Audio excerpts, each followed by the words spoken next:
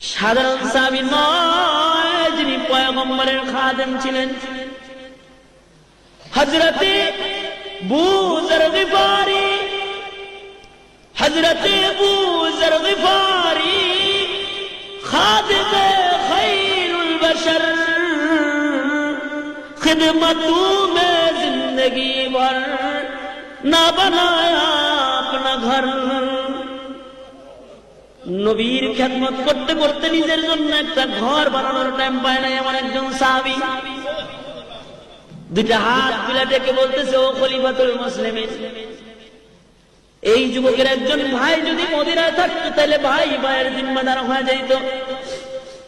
খলিফাতুল মুসলিমিন পয়গম্বরের মুখে নিজ কানে শুনছি, আল মুসলিমু আখুল মুসলিম, মুসলমান মুসলমানের ভাই।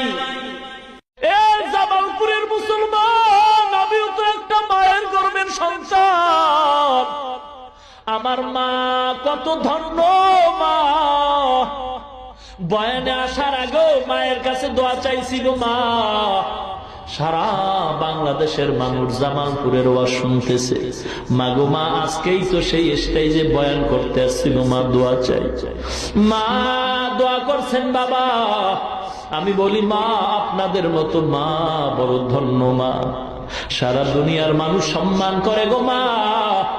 একটু দোয়া করবেন আল্লাহ যেন ইখলাস অন্তরে রাখে, অহংকার যেন অন্তরে ঢুকানোর সুযোগ না পায়। এ জামালপুরের মা বোনেরা গো, মাইকের আওয়াজ কি চায় না? বিন্দু বাবাজিরা গো, মনটা কি চায় না তুমি একজন আলেমের বাবা হইবা, হাফেজে কোরআনের বাবা হইবা? রমজান মাসে তোমার সন্তান হাজার হাজার মানুষকে তারাবি পড়াইবে, খতমে তারাবি। সাধারণ সাহাবী নয়, যিনি পয়গম্বরের খাদেম ছিলেন। হযরতে আবু যর গিফারি, হযরতে আবু যর গিফারি খাদেমে খায়রুল বশর, खिदमतू में जिंदगी भर ना बनाया अपना घर। নবীর খেদমত করতে করতে নিজের জন্য একটা ঘর বানানোর টাইম পায় না এমন একজন সাহাবী। দুইটা হাত মিলা ডেকে বলতেছে, ও খলিফাতুল মুসলিমিন, এই যুবকের একজন ভাই যদি মদিনায় থাকতো তাহলে ভাই ভাইয়ের জিম্মাদার হয়ে যাইত। খলিফাতুল মুসলিমিন পয়গম্বরের মুখে নিজ কানে শুনছি, আল মুসলিমু আখুল মুসলিম, মুসলমান মুসলমানের ভাই। এই জামালপুরের মুসলমান, আমিও তো একটা মায়ের গর্ভের সন্তান। আমার মা কত ধন্য মা, বয়ানে আসার আগে মায়ের কাছে দোয়া চাইছিল মা।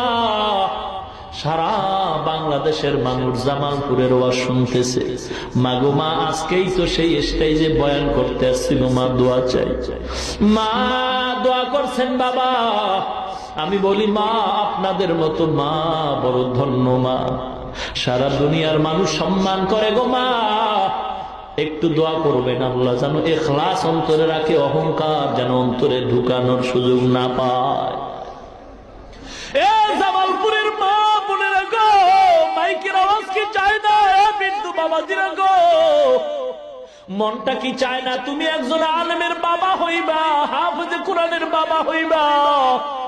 রমজান মাসে তোমার সন্তান হাজার হাজার মানুষকে তারাবি পড়াইবে, খতমে তারাবি।